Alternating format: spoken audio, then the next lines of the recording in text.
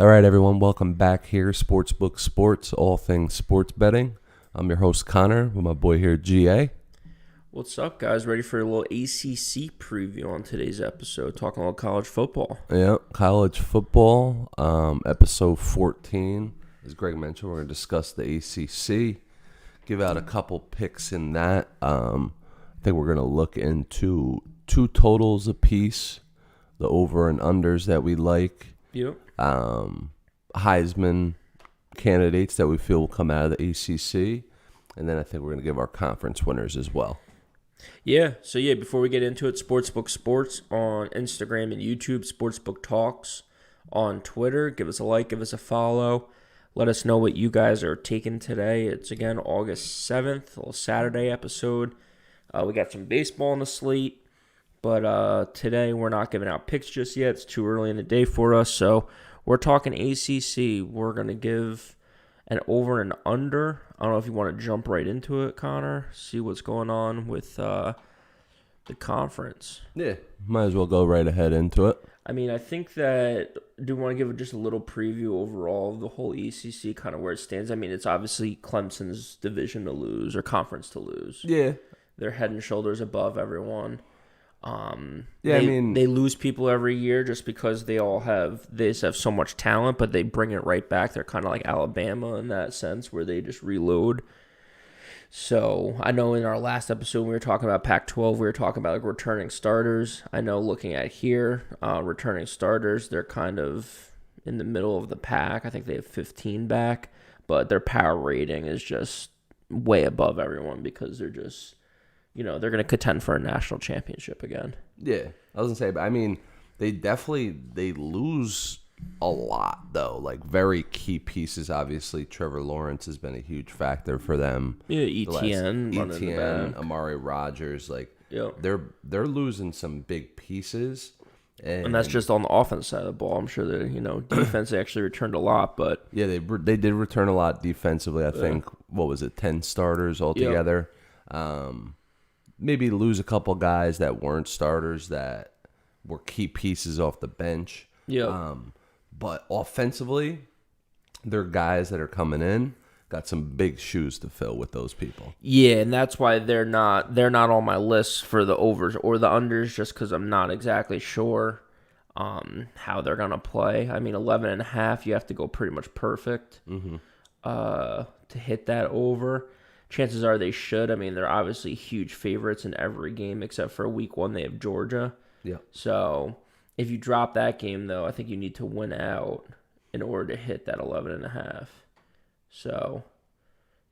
Yeah, which I think they pretty much will. They coast through the ACC, essentially every year. Yeah. I think the quarterback DJ who played 1 or 2 games last year. Yep. And he sort of struggled in certain games, but that was just, I feel like, being thrown in at a tough time. Yep. When he gets to come in as the starting quarterback, beginning a training camp right away, I think that's going to be a much different story when it comes to him.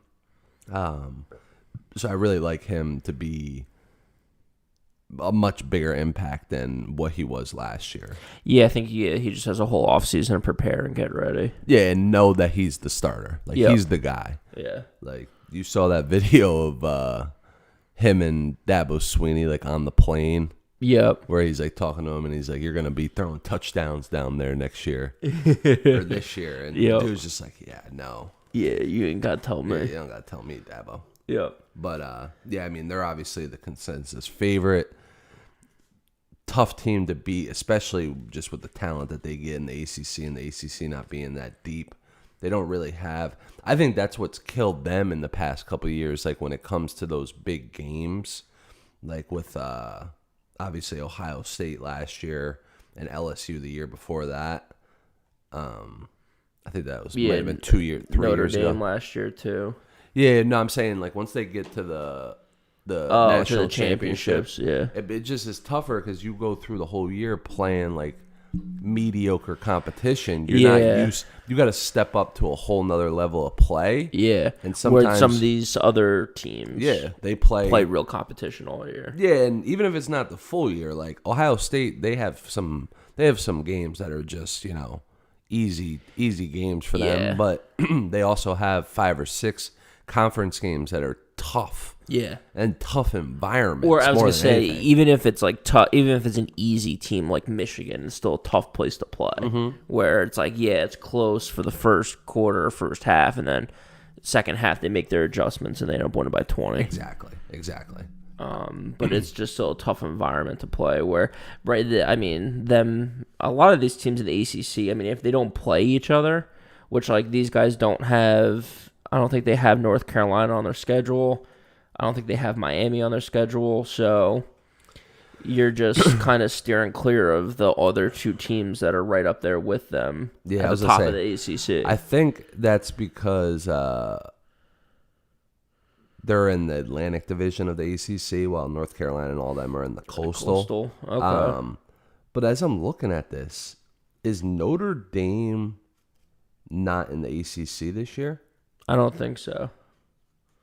I think they were just last year to get games in for. They just played like an ACC because I know they're an independent, but I thought they joined the ACC for football. I think they might have just last year for COVID. Okay. Just to get games in to have some sort of schedule and stuff. Yeah, and I don't but think they it was played in the permanent. ACC title game, Yeah. so they just were like honorary member for the year. Yeah, I think so. I gotta look into that but real I'm not quick, 'cause exactly sure. As I'm breaking this down a little bit more, it's weird not seeing them in there. But yeah, you're right. It looks like they just did that as like a 1-year thing. Yeah, I think it was just so they could get some sort Some of COVID games in. Yeah, and just kind of know that they're gonna have a full season, not try to have to like fight every week to get an opponent. Yeah.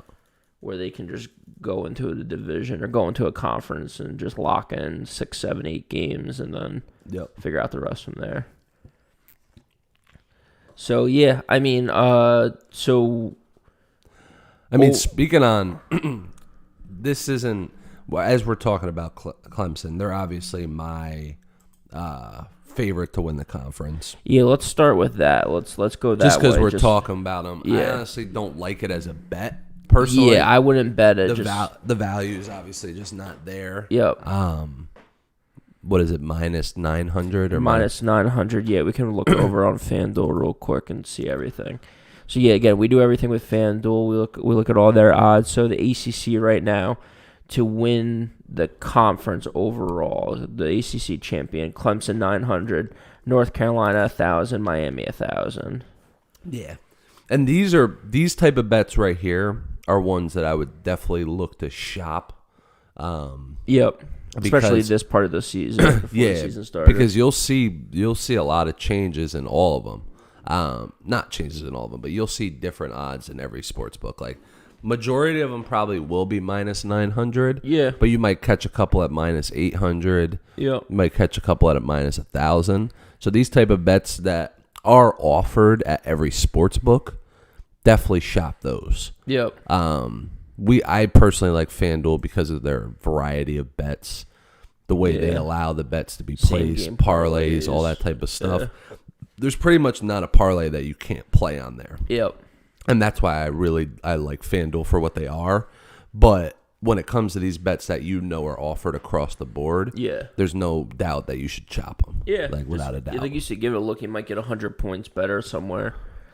So it looks like we're both obviously clear cut on Clemson winning. Yeah, right? Clemson to win the Atlantic Division, Clemson to win the conference. I think it's just theirs to lose. I wouldn't bet either of those just because, like you're saying, there's no point in putting up $900 to win $100 on something where a freak injury to a quarterback or anything like that kind of derails your season. That's why I would personally, and I don't know if you want me to dive right into my Coastal winner. Because this is where it sort of ties into that. I like Miami U this year. Yep. De'Ara King's coming back.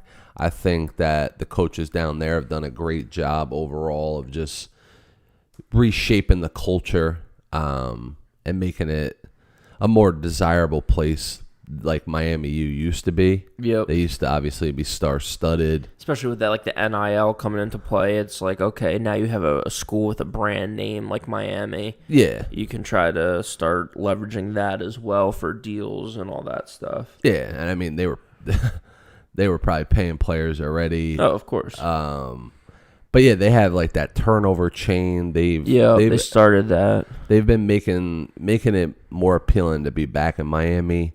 I think Manny Diaz has done a great job overall of just redefining that culture to what it used to be. They were always like back when Ray Lewis and all those guys were there, and like you always see that meme about the one team that Miami had in like 2003 where they had like 30 NFL players on it. It's unbelievable.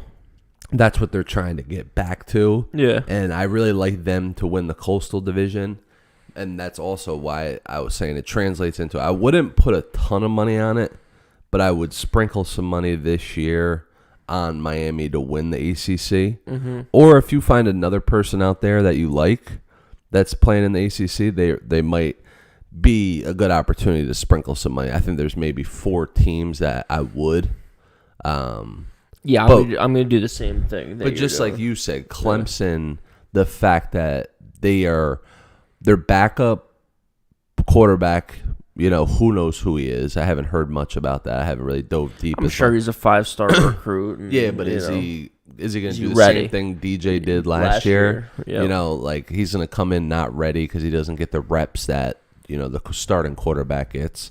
So I just think there's 1 or 2 injuries away that Clemson, this could potentially be a down year for them. Yeah. But I do still, all things considered, you put their talent up, straight up, no injuries bearing. They're the clear-cut favorite. Yeah, and they're head and shoulders better than everyone in the division. But yeah, 1 or 2 things go wrong, and someone else can slide right in there. Yeah. Yeah, I'm going to do the same thing that you're doing, but I'm going to just do it in North Carolina. I think that their offense with Mac Brown, since he's been there, is kind of, like you said, with Miami, kind of turned the program around and got it back. Yeah. I mean, I don't think North Carolina, there's anything to really go back to, so they're kind of paving something new, creating something new. Where North Carolina is not just a basketball school, but it's a football school too. And I just think they have a good offense. I like the quarterback.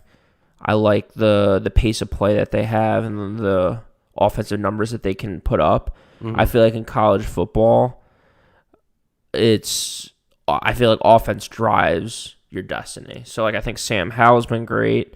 I think that their offense has been good. Obviously, their rushing attack was unbelievable last year. Granted, those running backs are gone, but I believe that they returned all 5 offensive linemen. Yep. Offensive coordinators back there. I think this is his 2nd or 3rd year. So he's kind of picking it up, and their offense is improving year over year. 100%. So I think that their offense can be even better, which is kind of crazy to say. I think they were ranked. They were close. They were 11th last year in points per game, 41 points a game. Obviously, like I said, their rushing attack was unreal, 236 yards a game, and then passing 300 yards a game. So they were putting it up. They were putting it up in big ways, 500 yards a game. Plus, I like their offense. So that's my thing with Miami. I think that there's just I just like the offense a little bit more on North Carolina than I do with Miami. Yeah. So that's the only reason why like King, I feel like he relies on his legs a lot, which is great. When you don't get injured, but with Sam Howell, I think it's all about his arm. Yeah. 68 touchdowns over the last 2 years is just unreal. I was gonna say I'm flipped on that because I think I like their defense. Yep. Way more than North Carolina's. Yep. And I think that the offense this year, because North Carolina lost like some key players offensively, a couple wide receivers, their running back. Both their running backs. Yeah, so I think with Sam Howell, you're never out of it because he can sling the ball left and right, and all you do is need to fill him with some talent on the outsides. But I think that's gonna falter a little bit unless he did a great job this year working with those guys in the offseason, which I'm sure he has. Yep. I just like Miami a little bit more. Their edge with the defense, I think, might be the difference in them this year. And I felt like they had last year towards the end, I think they had a little bit of a downfall towards the end of the year. So I think these guys are returning ready to play some good football. So that's why I like them in the Coastal to win that. But also UNC, I mean, It was tough for me to pick. between Yeah, those and I two. mean they're both the odds-on favorite for the division, so there's no they're real both wrong like pick plus there. money though, right? Like Yeah, plus 130. 125. Yeah. Right now on FanDuel, so plus 125 to win the division, and then plus 1,000 for each of them to win the ACC.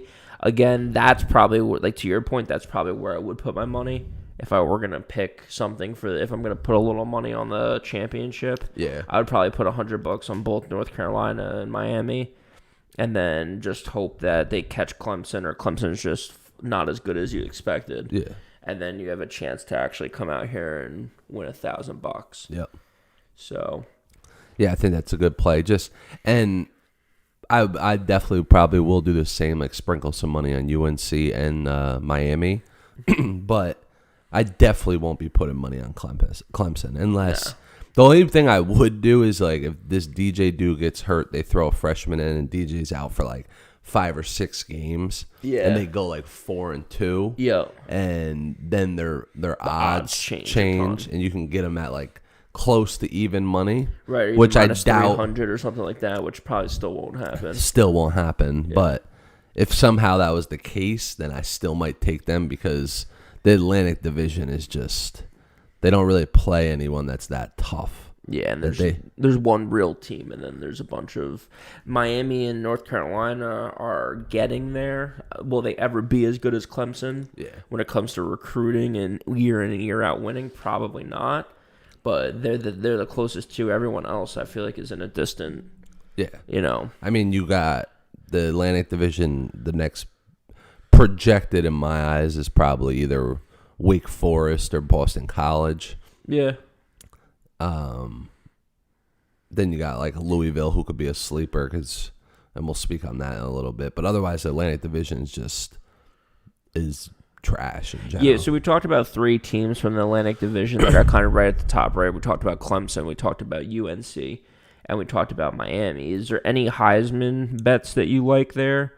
There's DJ from Clemson. He's plus 1,100. Sam Howell 1,600. De'Ara King from Miami 1,600. Yeah, I like. Truthfully, there's one person I like that you didn't name, and it's Malik Cunningham from Louisville. Really? Yeah, he's a long shot. Plus 6,000. Yeah, plus 6,000. The reason I like him value wise is their offense is set to put up numbers. Yeah. Now all they have to do to get him in the running is have a good season, have an above average season. Yeah, they have to be competing for a division. Like right now, they're projected on this thing that we have some information from. They're projected to be 6-6. Yeah. For this year, and if they can go somehow 8-4, which I think they have the ability to, and I'm just going to dive into their schedule a little bit here.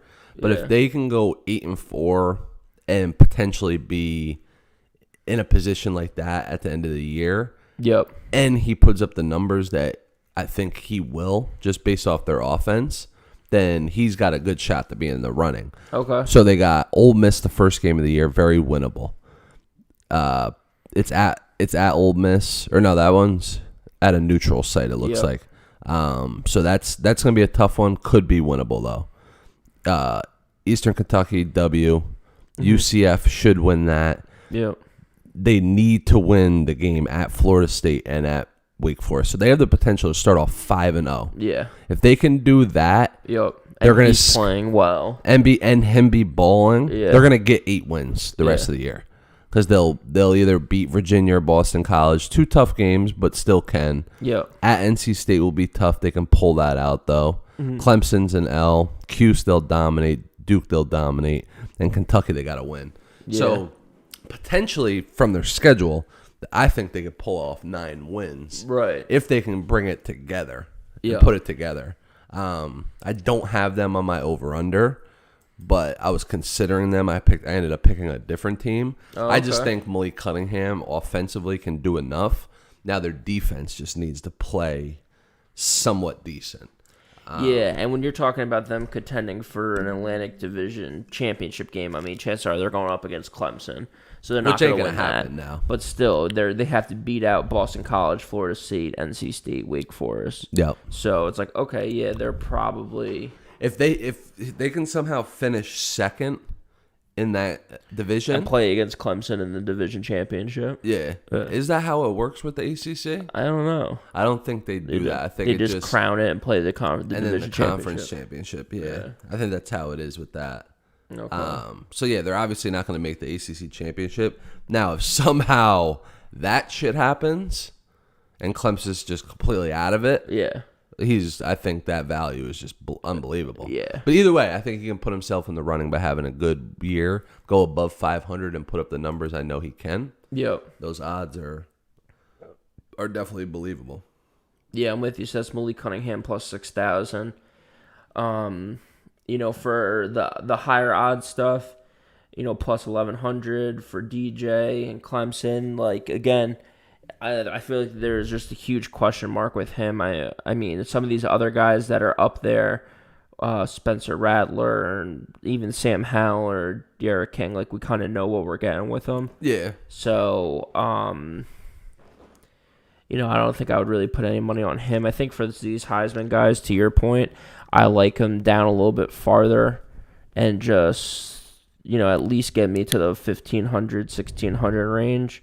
So Sam Howell and Derek King are people that I would look at. I just don't know. The only one that I would really that I would put money on is Sam Howell. Yeah. Just because, again, the arm, the look, the offense that they run. Yeah, he's going to put up the numbers for you. He's going to put up the numbers. I don't know if they even have a shot at upsetting Clemson in the conference championship if they get there. But if they do somehow, then that puts him right in the front runner for it. Yeah. So he's been having a great. The other thing too, like the Heisman, I know it's like for like the best college football this year, but I really do believe some of it is like your resume as a whole. So it's like he's been putting up great numbers. He has almost 70 touchdowns in 2 years. Now if he has another video game like season where he's just putting up 400 yards a game, 300 yards a game, and a bunch of touchdowns, I think that if they upset Clemson in the conference championship, then he's right up there with anyone to win the Heisman championship. So that's who I would be looking at for the Heisman. Let's get into over-unders. Yeah. So total wins. Yeah, I think the Heisman thing is just, it's tough to decipher because you just never know. And there's more to it, like what I just spoke about with Malik Cunningham. Yeah. There's more to it than just him and his stats. Because I think Malik Cunningham, what really gives him value is not what he's going to do, but how his team's going to perform. Like if they can somehow win games, which he needs help from his defense, he needs help from the other side of the ball. Yeah. And they can end up going 8-4. That makes him way more valuable. Yeah, you know what I mean? Yeah, and that's why the Heisman is tough because it's not just numbers on a piece of paper. It's storyline, exceeding expectations, exactly. Stepping up when other people were hurt. Like I feel like a part of Devonta Smith's storyline last year was like Waddle getting hurt and Smith stepping up and producing for another crazy season. I think also part of it too is just his career at Alabama. Yep. Where just year after year he was putting up insane numbers. So yeah, there's a lot that goes into the Heisman stuff. It's not just strictly numbers on a piece of paper. There's a lot that goes into it. So that's why there's a lot that goes into it, but the odds are kind of high. So you could put a $100 bet out there and win $1,000, $4,000. So exactly $6,000. $6,000 if you take Malik right now. So so over unders on the year. So it's funny because coming into this, I was gonna take Louisville as gonna be my over for the year at 6.5, and then you were talking about taking it, so I ended up throwing another team on my card. But now you're saying that you're not taking Louisville, so now I'm back to taking Louisville. Okay. And that's how it goes in college football. You got to adjust on the fly. You got to make changes. You got to read the field. You got to call the audible. You got to call an audible. So I'm back on Louisville just for all the reasons that you kind of just said. I think that they have a lot of winnable games. Yep. I think that they have a pretty good strength of schedule, if I remember correctly, because I was looking at it a little bit ago. Yeah, it's a little bit lower, but... Yeah, they have a tough game against Clemson, obviously. That's just going to be a loss. Yeah, that is what it is. But other than that, they have a great home schedule. Yep. And they have a decent road schedule. I mean, Florida State on the road, you have to win that game. Duke on the road, you have to win that game.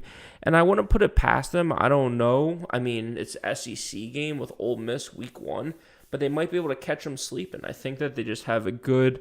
I like Malik. I like what they're able to do on offense and defense. They returned 6 on offense and defense, so it's not great.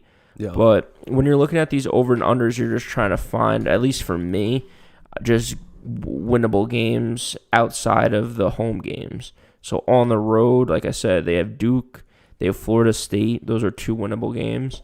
And then honestly, the rest of the schedule, NC State, Wake Forest, Ole Miss. Those are 3 other games where if you win one of those, yeah, you're good. You're looking pretty good. So yeah. That's what I'm saying. I think I like them, and I'm definitely going to bet them for the season totals. Yeah. I just didn't want to put out that pick because I had Malik Cunningham as my Heisman. Yep. So I don't want to double dip and potentially lose twice as much if he plays terrible and then they have a losing season. But I think the win total thing I think that's a sure shot. I really do like them to get 6.5. Just because, like you said, everything that you said. So yeah, I mean, the big thing with him is just the turnovers, interceptions, fumbles. Like, he does run the ball. He's great. But he just has to, if he can just hold the ball, protect the ball a little bit more, yep. I think that they're looking at a great opportunity. He's one, like we were talking about with the Pac-12. I forget who I was talking about there. Oh, the guy at Arizona State, where it's just like there's plays after play where it's like 3rd and 11 or 2nd and 12 or something like that. And like the defense just sticks with the receivers down the field, and he's just able to gash the offense or the defense for 10 plus yards when he runs it. So I really do think that they have a good shot. 6.5 I thought was just a little low. That's the other thing too. You're looking at the schedule about winnable games, but you're also looking at where Vegas set the line or where Vegas has the line. So I thought at this point the line would have moved to 7, but seeing that it's still 6.5 minus 110, whether you bet the over or the under, I like the over for Louisville going into the season. Yep. So I'll go right into my over, which is, and what I want to see what the odds are for them on FanDuel. Sure, let's give it a look. And it might not be something a lot of people agree with. I'm going to start typing it in now. Take my shot. You going with Syracuse? Yep. My God. I'm going with Syracuse. 3.5 right now, plus 120. Plus 120 over 3.5. Beautiful. I love it. Because it was 3 to start, so 3 would have been a push. So you need to win 4 anyway. Well, the stat thing that I'm looking at has it at 3, so 3.5. Yep. The over plus 120. Oh man, I love it. They have 9 people return on defense, which we've spoke about. Their defense sucks. Yeah, but let's see what they can do this year. Let's have some pride up in Syracuse. Yeah. I'm a New York guy. New I love Cuse. I love Syracuse. They're my favorite college basketball team. Sure. So as a byproduct of that, I love the football team. I don't ever admit it. Yep. In person, like if someone who says, who's your favorite college football team, I just say I don't have one. Yep. Actually, I do say Albany sometimes. So sure. Shout out to my pops. He played there. Go Great Danes. So they're a team I say sometimes. But I think Cuse this year has a chance to win 5 or 6 games. Really? Seriously. Because for one, they have improved their offensive line. They're returning a lot of them, which I think they'll come back this year. If you've looked into the stats at all, the last 3 years, they've given up on average 37, 38 sacks a game or a year. Okay. So I think their offensive line's going to come back and improve. They're not going to be 100% better, but they're going to be better. They're going to give up less sacks. And I think the difference is the last couple of years the quarterback's been Tommy DeVito, who was a highly ranked recruit coming out of high school. I'm never a big believer in those rankings because you have people that are putting those rankings together that don't know college football, that don't know the sport in general. Okay. So they come out with these rankings based on hype. They don't compare it based on competition that they're playing. Tommy DeVito could have been playing Class D football in New York. Yeah. For all I know. You know what I mean? As far as the competition level. And then he goes to Syracuse and that shit looks like the NFL to him when he's in practice. Yeah, it's a whole different breed. This year they got a transfer from Mississippi State. Yep. Garrett Schrader, who is a junior technically. And when I saw this happen, which was like a month ago or so, I was actually looking at this, and I like him to come in and be very beneficial for them because he's a playmaker. He can throw on the run. He runs the ball. Okay. I actually saw him, like when I saw the name, I was like, I know who that guy is because I bet Mississippi State a couple times last year. Sure. And he played against Auburn one of the games that I was watching. Okay. And he played well. He got thrown in the mix and at a hot spot because their starting quarterback just was playing terrible. Yep. And he came in and he was slinging the ball, running around, making plays.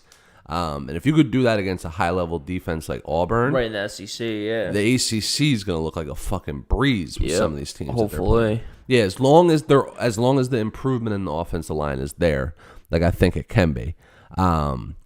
They're returning 11 out of their 12 or 13 top tacklers. So I think, as I said, they're very, very. It's very, very possible that they can win 5 or 6 games because, first off, their first 4 games of the year are all winnable. Okay. They have Ohio U, which I think's easy W. Should be. If they lose that game, I'm done. Then it's over. Then all the hopes I had for the season are just over. Yep. They need to win that game. It's at Ohio U, which can be a tough one. You never know. Yep. Then they got Rutgers at home. Very winnable, even though they're in a new era, too. Albany, so it's a matchup of my 2 favorite college football teams. Yep. Then they got Liberty, who Liberty smoked them last year. They returned their best quarterback, but they lost a lot on both sides of the ball too. Okay. So they can go, if they go 3-1, they will steal a game. Okay. If they go 2-2, it's over. Yep. So I'll know by You'll know by I'll October. know by week 4 if they can. Because if they go 3-1, they will get to 5 or 6 wins. Okay.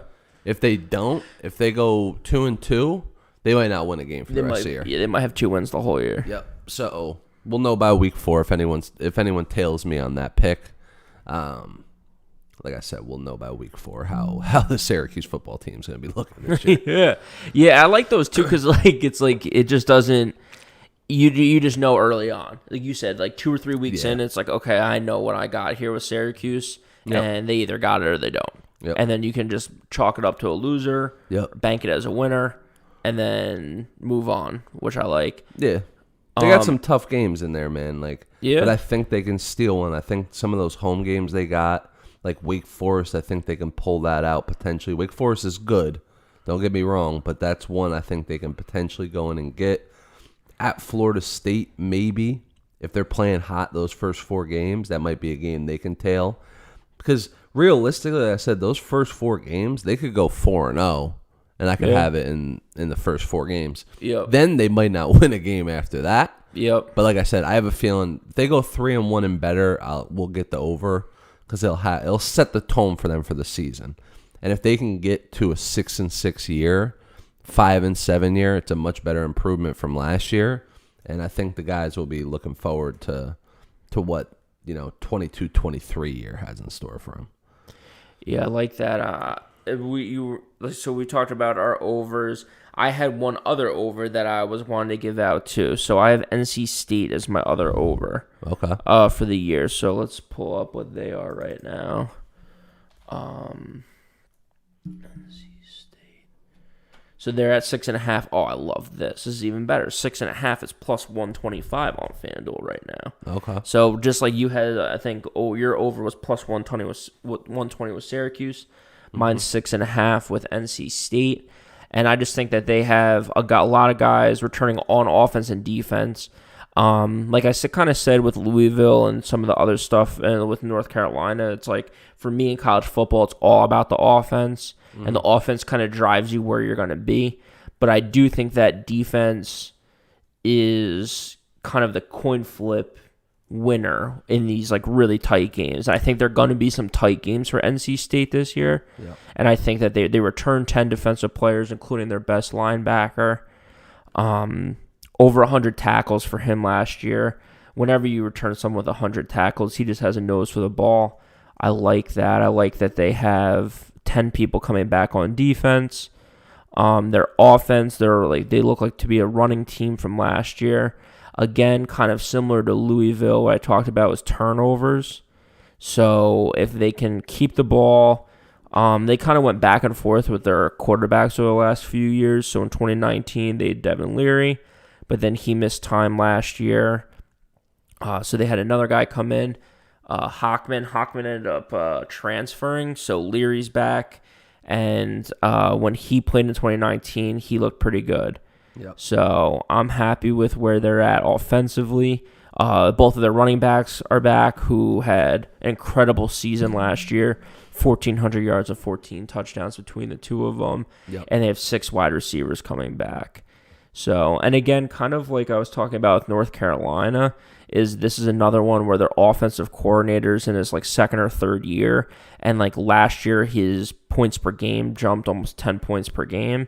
So I think that, again, if he has a full offseason, last year was a weird year with COVID and what you can't do and what you can do. He has a full offseason with these guys.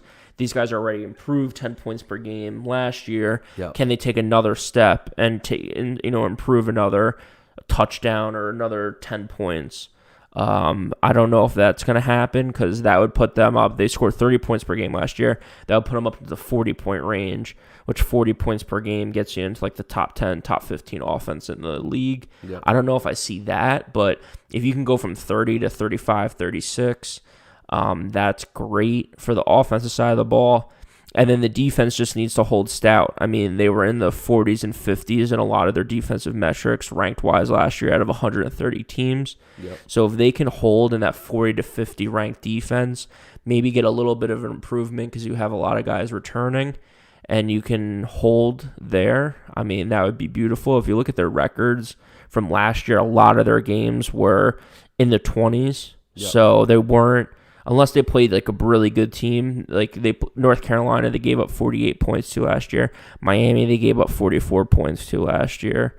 Other than that, a lot of their games were in the 20s and 30s, some of them even in the 13, 14 range. So if their defense can hold up, their offense can improve again.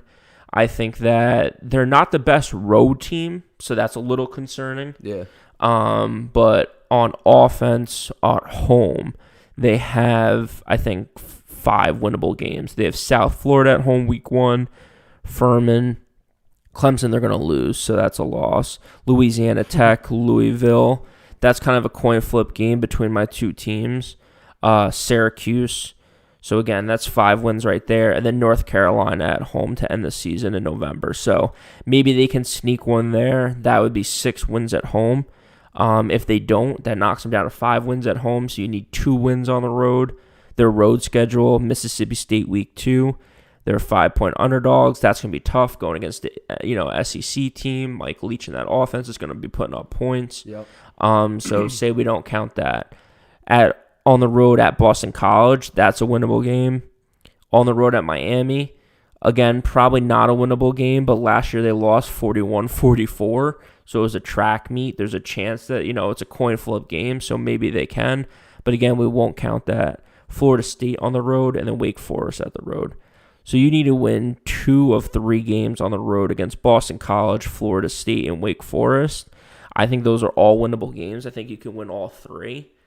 And you could, not even coin flip games, just straight up on their schedule, win 5 at home, win 3 on the road. That gets you 8 wins. Yep. On a 6.5 win bet. So I like them. Their strength of schedule is kind of in the middle. It's ranked in the 50s out of 130. So, whenever you have Clemson in there, your strength of schedule goes up a little bit. But yeah, I mean, I like them for the over 6.5. I love it even more now. That's plus 125. Yeah. So yeah, that's where I'm gonna be betting. I like it too. My second over-under pick is, it's funny because I'm going with like 2 of the worst teams in the conference, but I'm taking the under. Okay. With Duke. Okay, yeah. I think a lot of people are with you in that. Duke's just, they're another team that when I bet them, They suck. The beautiful thing about it right now on FanDuel, over-under's 3.5, and the under's plus 115. So you're getting plus money again on that bet. Holy piss. Yeah. I love it. Because they got winnable games. They really do. They have games that I think they can steal. But I have a feeling they're going to have they're just going to have a letdown early on in the season. They lost Chase Bryce to Appalachian State, who's their starting quarterback for last year. So they're going to be starting a sophomore who hasn't had much playing experience. So I think, with that just adding up, I think it's always tough for a quarterback to come in, especially later in his career. Maybe he had some time to develop, and who knows, maybe he is ready to go. They have a tough schedule. Yeah, they do, besides the first couple games. Yeah, after those first 4. They do. One thing I was reading about him is their head coach, who obviously didn't do a good job as far as being a play caller either, is turning the play calling duties to their offensive coordinator. You're talking about Cutcliffe? Love that name. One of my favorite names. So I think it's weird, though, because they have 2 offensive coordinators and 2 defensive coordinators at Duke. Okay. Which was one thing. I read an article about that. It's just weird how they classify them that, but then their offensive coordinators also the wide receiver coach, and then the other one's the QB coach. Yeah. So it's you see that with some college football teams, the co-offensive coordinators and stuff. It's come on. I just think it makes for a divided team. Yeah. Because some people are obviously going to be cool with one guy and some are going to be cool with the other. Yeah. So, but I just don't like the talent they have. They don't return many people on each side of the ball, 6 on each side. And, the first 3 games of the year are not slouches. 3 out of the first 4, I should say. They got Charlotte the first game of the year at Charlotte. That's not a breeze of a game. Now. That's a tough. It's a winnable game. Don't get me wrong. It should be winnable considering the level of talent, but Charlotte can definitely pull that one out. North Carolina, AT&T should be an easy win. Then they have Northwestern and Kansas at home. I see Duke starting 2-2 here, maybe potentially 3-1, maybe potentially 1-3. But either way, if they don't get 3 wins there, they have no shot at going over. So if they can go 2-2 and then they skate one from the rest of the year, they might hit it, but I just don't see it happening. And at 3.5 with the plus money, it's even better value to me. So I love that even more. I'm going with the under on Duke in that one. And 3.5 is just a beautiful number. Yeah, and I love when they just move from 4 to 3.5. There's no difference to you. You needed them to have 3 wins in order for you to cash your ticket anyway. Yep. And now you're just getting plus money on it. Exactly. So there's just a chance for you to lose it because they really could. Right, you can't push. They really could get 4 wins. If they go 3-1 the first 4 games and then they steal one, which from the looks of this and the projected lines, they're not going to be a favorite in any game for the rest of the year. And their home games just aren't winnable games for the most part. So they just, like I said, I just don't see them having a good year at all. And 3.5, like you said, if I have to get them at 3 to cash, I love it at plus money even more. That's beautiful. We got one more pick for you. This is going to be my under on the year for the ACC. And this is going to be a tough one. And so this line actually moved in the opposite way that I like. So it's going to be Pitt. I'm sticking with it because I think they suck. Pitt under 7. It was 7.5 to start, and it was plus money. It was actually a favorite. Now it's just even money, under 7, plus 100. I think that they have one of the clearest cut schedules in the league.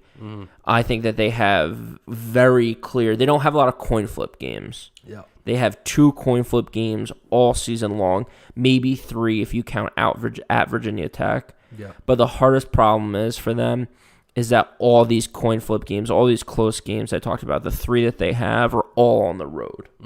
So, when it comes to their home games, I think it's just very straightforward. I think that they have 4 wins on their schedule and 3 losses. Yeah. Massachusetts, West Virginia, New Hampshire, and Virginia, chances are all wins. Yeah. Clemson, Miami, North Carolina, the 3 best teams in the ACC. Even though you catch them all at home, I think that all of these programs, especially Clemson and Miami, back-to-back weeks, and then you get 1 week off at Duke, and then you're back home again for North Carolina. I think later in the season, these teams are ramping up, and these teams are looking at more than just the regular season. So I think that they're going to put it on Pittsburgh. I just haven't been improved. I just haven't been impressed, I should say, with their team. Yep. And they return a lot of people, but it doesn't really matter. Their offense, the Pickett kid that they've had there for 4 years now, hasn't done anything great. Yeah, he throws a bunch of turnovers too. Yeah, and just not very accurate with the ball. The rushing attack is back, but again, the rushing attack was 110th last year out of 130 teams when it comes to rushing. So again, you return a lot of people. We talk about this. You return a lot of people. A lot of people like to talk about that, but you're returning a bunch of people that are in the bottom quarter of the AC or the college football sport. So just I don't get too excited about that.